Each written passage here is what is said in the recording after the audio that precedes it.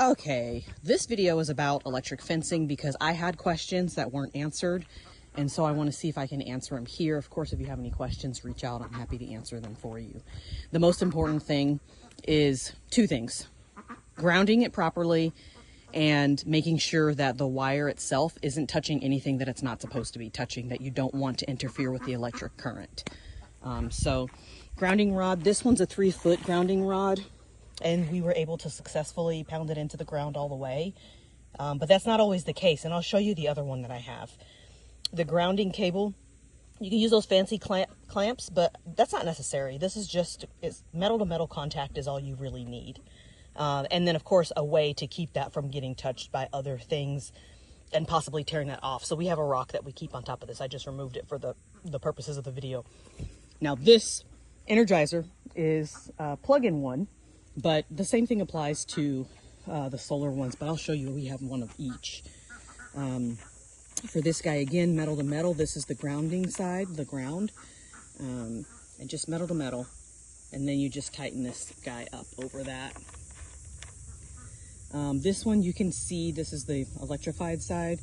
You can see with the poly rope, there's the metal filaments that are intertwined with the black and yellow plastic composite, whatever that is, poly. And this is a separate piece that I connected after I ran the electric wire. And as long as you have that metal to metal contact, so which is why it's ran around so many times, that's all that matters. That's all that matters here. And then ours are connected to the trees. You can see there's a stick right here that's going to have to be removed because that messes with the conductivity of the electricity. But it's just on the tree with these little hooks. And I wrap it around quite a few times so that way I can make this taunt. And then if I ever need more wire for anything, I have excess here. These clips are super easy to use. You can also use the fiberglass poles.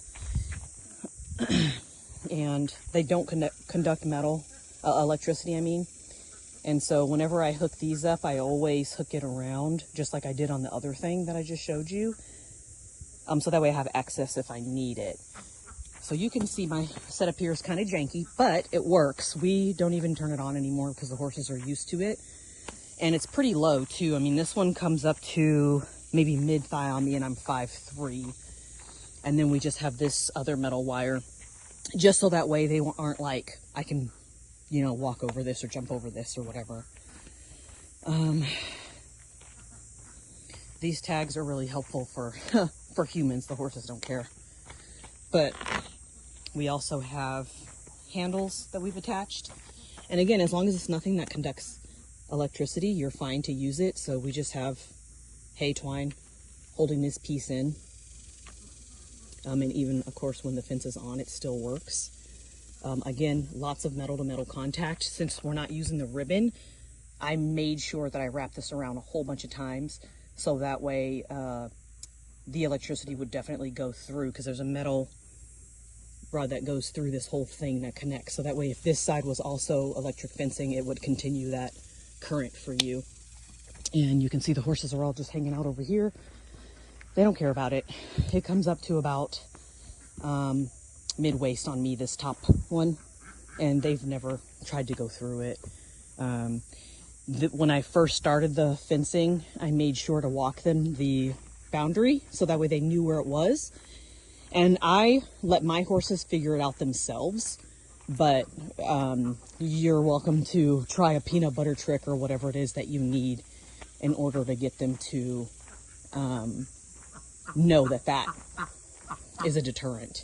And that really basically all it is a deterrent. I mean, if your horse is stubborn, if your horse it doesn't care about pain, it's not going to be an effective deterrent for them. If they're a jumper, I had one horse that would lift this up and run out. And he would risk the shock just to get out. But that was when he was scared, though. When he was in his normal, not fight or flight mode, it was fine. It contained him.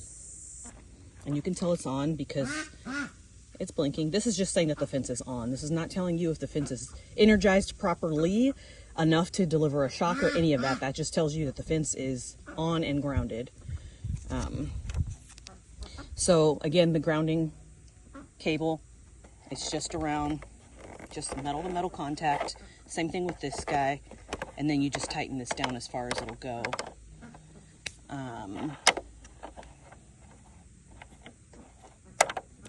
So there's that. And then we made a little PVC stand for ours so we could get the proper angle for the sun. This grounding rod, again, ours are short. Our cables are short. Our wire, or our electric fence is short. So we're only using one grounding rod. But see, we could only, this one's about a 3-foot one too. We could only get it in the ground maybe a foot, foot and a half. And so, but it's working properly, and I'll get the Energizer tester so that way I can show you. But we use the clamp on this one, and it's, you know, metal to metal contact there. And the same concept, except this wire is backwards from the other one. We have the, you know, regular metal on the bottom. And again, it's about a foot away from this one, so that way there's not energy going to both. And I love these little clamps because I can make them as tight as I want. And this is effective because as soon as it makes that noise, usually that's enough to deter them. It doesn't actually hurt, because I've touched it plenty of times myself. It's just like, oh yeah, don't touch that. And then you can see how many times I've wrapped this around here. And then I wasn't getting the conductivity I wanted, so I added another piece of metal on the outside and ran it along as well, just to increase that voltage that I wanted to, because I wanted at least 6,000, whatever the number is. And so this one just goes a short ways, but it contains them, it keeps them separated from each other. And then I have another one over here that I wanted to show you, because this one, it just goes from one side to the other. It doesn't, like some people have like multiple layers and stuff, and we don't do that. So it just terminates down here, because your Energizer creates that connection that you're looking for. So yeah, this just terminates here, and that's it for that. And then it just goes around the top layer of this fence line all the way. It's just enough to keep them away from it. And then at the end, I ended up needing another, I have a gate right here, but they were kicking it and I didn't like that. So I added this handle, and whenever I do need it, I just pull this like this, and I just hook it to this over here. Of course, I got it tangled up. Let's pull it.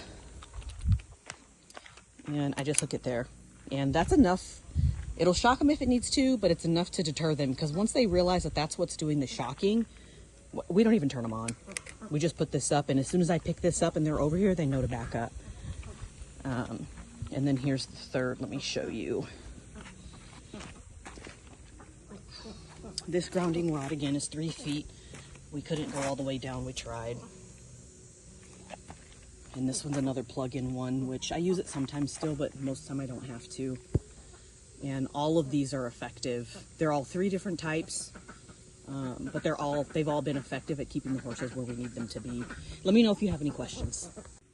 Okay, here is the tester that we have. It's just a simple, like, you touch the metal to the metal on the fence and it tells you what the conductivity is, up to 6,000 volts, I guess. But if the fence is higher than that, I won't know. I'll just know if it at least gets this high. I will tell you, for my horses specifically, it only needs to go up to 4 in order for them to be like, okay, don't touch that, whenever I've needed them to. I know somebody had said something about electric fences weren't enough of a deterrent for pigs, and that's absolutely true, because they have a lot tougher skin for protection purposes, so it wouldn't work as well. So the very first thing that you want to do when you're testing with this is put the ground in the ground, the end of it in the ground. I have shocked myself by putting this part in second. And you want to make sure you got a good, like, get it all the way up to the hilt if you can, because that's going to tell you how good of a job you did with your electric fence. It's bright outside, so we'll see if we can get this to show. You just put it right on there like that, and this won't shock you. And then let's see if we can see the red light. It's pretty bright out here. There, you can, I saw it on this one. Let's see if we can see it on this one. No, so it looks like I'm just getting about 5,000.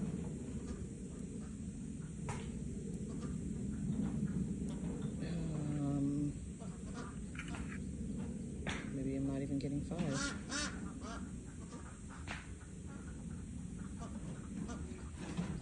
It's pulsing, and then this one is off of the solar, there he goes, the solar panel, and so it may not have been charged properly. I probably need to reposition that solar charging port station or get a battery for it, but just so you can see that.